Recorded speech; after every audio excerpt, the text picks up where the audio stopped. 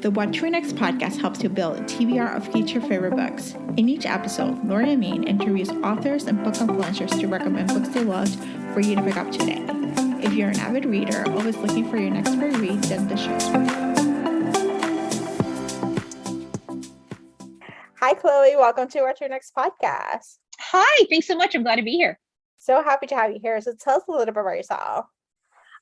So I am, God, where do you start? I am a writer. I currently live in Omaha, Nebraska. I have been writing since about 2009. So I was kind of late to that game.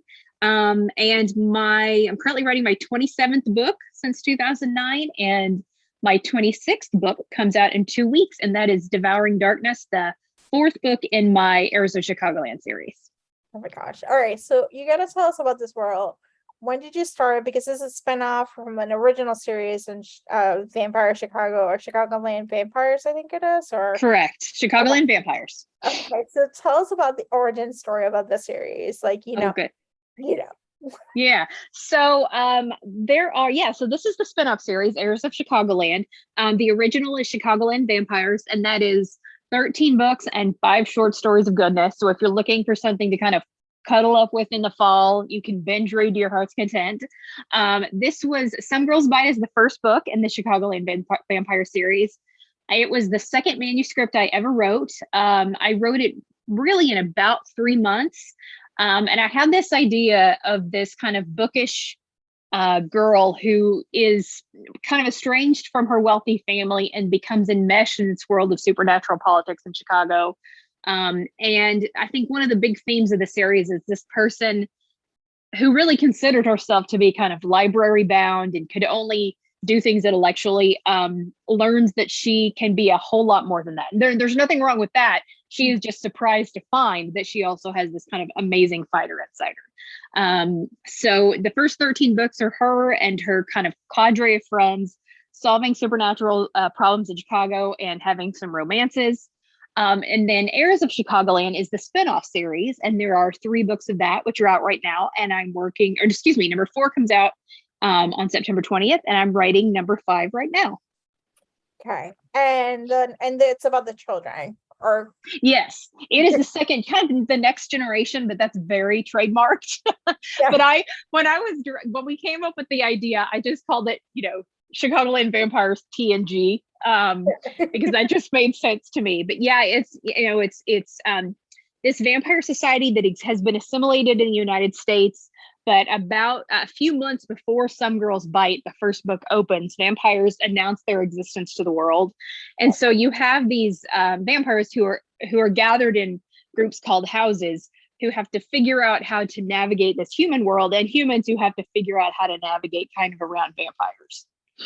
I love the fact this series, and I was telling you, I read Devouring Darkness, which is the 4th book that is coming out September 1st, yeah. And then I went back to the very first book, and so I remember I really love about it is like it's set in Chicago, so it has to feel about that urban fantasy, but there's like also the sense of politics that's like such a Chicago thing to have, that it has like so it's like it's very like if you're looking for world building, if you're looking for political intrigue and like not suspense, but just kind of like the plot moving around that area, this is like the series for you. Like this is the paranormal series that can get you that world, and then it has the found family, and it has like the different places and understanding your growth and like understanding who you are as in this new form. Yeah. It's Chicago. I think of Chicago as a character in the book. I was thinking a lot when I first started writing. I wasn't really sure where I wanted to set the series. And, there had been vampire books around New York, and obviously New Orleans is a huge location. But I'm within a day's drive of Chicago. And that was really important to me that I be able to get there occasionally and really kind of scope out neighborhoods and, but also it is a familiar enough city that if I say, the Windy City, or if I talk about the Ferris wheel, or if I talk about the Bears, probably people are going to know what it is. So it helps, even though it's about supernaturals, there are those elements that help ground people who aren't familiar with the Chicago in the series. And then obviously there's the food. I mean, Chicago's food scene is crazy. There are so many iconic foods that are based in Chicago, from deep dish pizza to hot dogs. to a Maxwell Street sandwich. So that also became its own character in the books, and that was a lot of fun to work with. And then found family. You mentioned two huge themes. Found family is a huge thing for me, and that's really present in all of my book series because it's it's about people who don't really feel at home in the communities where they're supposed to feel at home, but they meet these other people who really become their family and kind of their unit. They fight together, they battle demons together, and that's something I love to read. So it was really important for me to write it as well. I love this. And so let's talk about Devouring Darkness. What is the elevator pitch? Like, where can we find Merit? Wait, no, hold on. Which one is I'm confusing characters? No, you're right. You're right. Yeah, Devouring Darkness. You're right. Yep. Okay. If we're talking about the one that comes out on the 20th, then yes, you are correct. Yeah. Okay. Yeah. So, it's funny because every time I start writing a new book, I basically have to clear my mind of what was in the last one. So I knew that was going to be asked and I had to go back and really think about it. So Devouring Darkness, we had that kind of found families somewhat established in Chicago because it's the fourth book of the series. But we also have this real strange circumstance that happens at the beginning of the book. We have Elisa Sullivan, who is, this is going to be a total spoiler, but she is the daughter of two of the characters in the first books. And her last name will be a big clue. And her shifter boyfriend, Connor Keene. Elisa is part of the Ombudsmans, which is kind of Chicago's supernatural liaisons. It was a group that actually was established by her great grandfather many years ago. But she is what she thinks is on a routine mission to kind of do some work and help a supernatural out. And as it turns out, they accidentally, how to say this without spoilers, trigger an enormous bit of nonsense, like some hijinks and some danger and some magic. They accidentally trigger while they're trying to rescue somebody. And that really sets the stage not only for Devouring Darkness, but for, and I'll reveal it here, Cold Curses, which is the 5th Heirs of Chicagoland book. And that's the one that I'm working on right now. Oh my gosh, I can't wait. Yeah, it just Yay!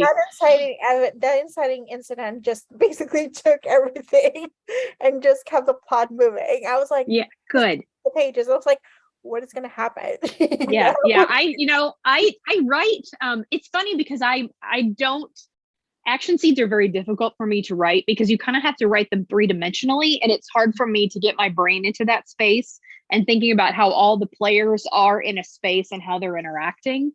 But I write so many action scenes in every book, partly because it's a good way to create a really fast tempo and keep people turning the page. And that's what I want. I want to keep turning the page when I'm reading, and I want people to keep turning the page when they're reading my books too. So that's definitely a goal.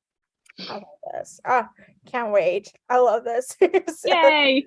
Awesome. So let's chat about some books there. What kind of books do you tend to read?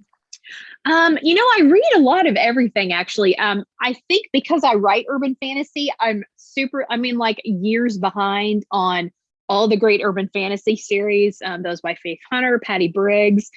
So I buy them and then I kind of keep them nearby because it's hard for me to read urban fantasy right now because I see it very like, oh, they made a plot choice right here, and they made a character choice right here. Like it's very mechanical. So I have saved those up to read later. So I read actually, the book I'm most excited about is Heartbreaker by Sarah MacLean. It's Regency-ish. Actually, we may be into closer to Victorian, romance right now. And it's the second book in her Hell's Bell series, and it just came out, I think, within the last couple of weeks.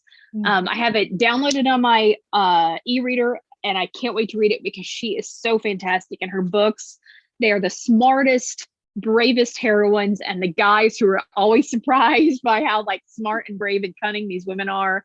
And they're so clever. There was a line in the first book in that series, Bombshell, which was something to the extent of, what is it? Yay, poisoning is back on the table! Exclamation mark. And it was the funniest thing I'd read because it was so perfect for the character, but it was just not something you read in a romance novel very often. And it was fantastic. So I can't start it until I finish writing Cold Curses, but that will be next.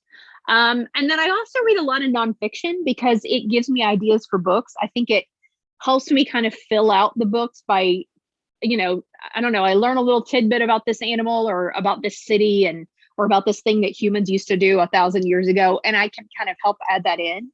I just finished last night reading I Contain Multitudes by Ed Young, which is basically about our microbiome and how bacteria live within us and really contribute to our lives and how they're kind of part of who we are, which was really just absolutely fascinating. A little bit terrifying, but also just absolutely fascinating.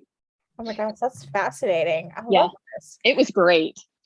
These are great recommendations. I'm looking for a heartbreaker. I'm saving it for a rainy day. Oh yeah, that's good. I mean, you'll read it in like a day. I mean, it'll go Yeah. very fast. So you do kind of have to save it up. So Yeah, and then it's gonna be like, and then I don't have any more books, and I'm like, what is yeah, going on? yeah. Oh, You that's know, tough. That's always tough. I mean, that is the problem of when you get that author that you absolutely love, you write that book or you read that book and you devour it because you waited so long, but then you have to wait a year or whatever for the next one. So that is the perennial reader dilemma, is reading too fast and then having to wait. that is. So Chloe, tell us where we can find you online. So you can visit my website at chloeneill.com. I'm on pretty much everything except TikTok. I'm not a camera person and I have not moved on to videos. But you can find me on Twitter at Chloe Neill, on Facebook at author Chloe Neill, on Instagram at Chloe Neill. And I love to craft. So there's tons of craft stuff on my Instagram page. And I think those are the big ones. That sounds good. Thank you, Chloe, for being on the show. Absolutely. Thanks so much for having me. If you enjoyed this podcast, feel free to share with friends, subscribe, rate, and review the show. This is the easiest way to support the podcast. For a list of books mentioned and other romance recommendations, please visit watchyournextblog.com. Did you know you can purchase audiobooks directly from your favorite local bookstore? With Libra.fm, you can pick up more than 250,000 audiobooks, including bestsellers and recommendations from real booksellers. You'll get the same audiobooks at the same price as the largest audiobook company, you know the name, but you'll be part of a different story, one that supports the local community. If you're new to audiobooks, they're the perfect way to squeeze more reading into your busy life. Listen with the free Libra.fm app while you do your chores, walk the dog, relax at home. If you already love audiobooks and don't know what to listen next, check out recommendations from people who know the best booksellers. The Watch Your Next podcast has a special offer for our listeners. Get 2 audiobooks on Libra.fm for the price of 1 with your first month membership. Use code WatchYourNext. The offer is valid only for new members in Canada and the US. Thank you so much for listening and have a great day.